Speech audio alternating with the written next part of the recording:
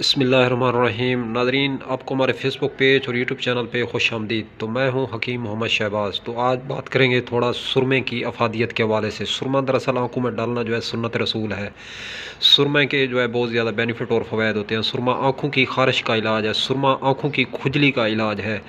सुरमा जो है निगाह की कमज़ोरी का इलाज है। सुरमा जो है मोतिये का इलाज है। सुरमा जो है आँखों के लिए नूर का दर्जा रखता है। तो सुरमा जो है बेसिकली बुनियादी तौर पे आँखों की हर मर्ज़ की जो है दवा बनती है। तो सुरमा जो है डालने से जो है सवाब भी होता है। सुरमा हमारे नबी करीम सल्लल्लाहु अलैहि वसल्लम आँखों में लगाया करते थे। तो आपको दरअसल आँखों की किसी भी मर्ज़ में आप लोग जो है मुब्तला हैं, तो आप लोग जो है सुरमा आँखों में ज़रूर डाला करें। क्योंकि अस्मद सुरमा जो है, अस्मद सुरमा के हवाले से हज़ूर पाक सल्लल्लाहु अलैहि वसल्लम ने इरशाद फरमाया था कि अस्मद जो है सुरमा आँखों में लगाया करो, आँखों को जो है ठंडा रखता है। तो अस्मद सुरमा के हवाले से ख़ास स्पेशल तौर पे जो है हदीस है।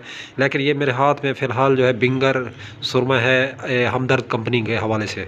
तो बिंगर के भी जो है बहुत ज़्यादा नताइज हैं, बहुत ज़्यादा जो है इसके बेनिफिट और फ़वाइद हैं। बिंगर भी आप लोग जो है आँखों में आसानी से डाल सकते हैं। तो बहरहाल अस्मद जो है, अस्मद की हदीस में जो है बहुत ज़्यादा अफादियत बयान की गई है। तो आप लोग जो है बिंगर भी डाल सकते हैं और अस्मद भी डाल सकते हैं। तो अस्मद के बहरहाल ज़्यादा बेनिफिट और फ़वाइद होते हैं।